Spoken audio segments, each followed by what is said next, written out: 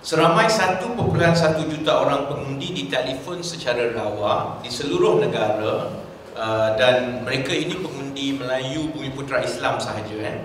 Dalam tempoh seminggu di antara jam 1 petang 16 Mac 2017 ke jam 1 petang 22 Mac 2017 semalam. So that's why we do it today. We finalize the number semalam because we stop the system from calling people pukul lebih kurang 1 petang semalam. Dari 1.1 juta orang pengundi yang ditelefon, seramai 43,030 orang pengundi telah mengangkat dan menjawab soalan-soalan. Ada yang angkat tak jawab. Ini 43,000 ni yang angkat dan jawab. So the pick up rate is about 4%. Daripada 43,030 orang pengundi Melayu Islam yang ditanya dan turut serta, hanya 29.9% ataupun 12,857 orang pengundi yang menjawab tahu mengenai RUU 355. The big majority, 70.1%, ataupun 30,173 orang menjawab tidak tahu. And that does not surprise us at all. Dan this number is consistent daripada masa kita dapat 5,000 responden pertama sampailah ke sudah. Berdasarkan itu, this is the final number.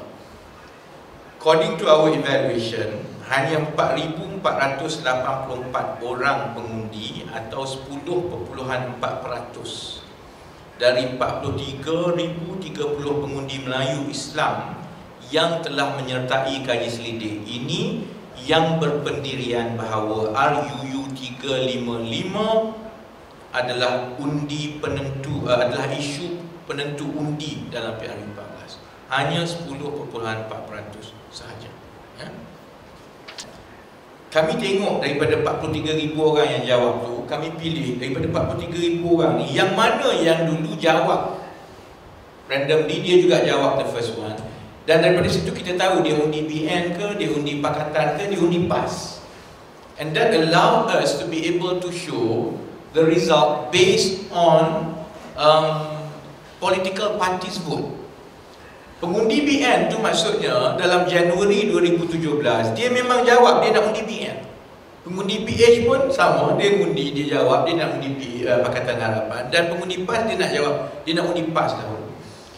Therefore, we are able to show the result of sama ada dia tahu atau tidak tahu mengenai RUU 355 ini berdasarkan parti mana dia nak undi. And you'll be surprised, contohnya pengundi PAS sendiri 54.3%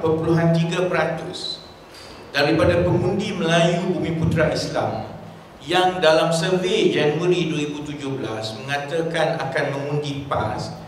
Kali ini bila dia tanya soalan ini, dia sebenarnya tidak tahu mengenai RUU 355. Of course, kalau tengok kepada parti, pengundi parti PAS yang paling tahu mengenai RUU 355, 45.7, berbanding dengan pengundi BH rendah sikit, 38%.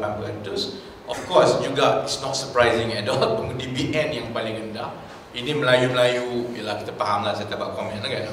Yang paling rendah sekali 24.7. Ini jenis-jenis yang RM50 dia akan pergi menghunus keris lah. Tapi sebenarnya dia tak tahu apa pun RUU 355 ke apa kan. Jadi the result is not at all surprising to us.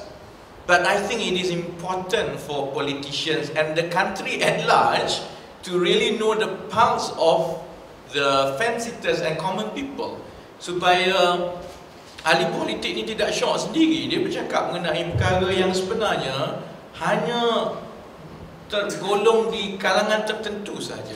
Kami berharap di Info keputusan survei ini akan memberi gambaran sebenarnya kepada semua orang lah, what exactly the common people are thinking. Ya. Hanya 10.4% dari pengundi Melayu Bumiputera Islam yang akan mengundi berpandukan kepada keputusan RUU 355.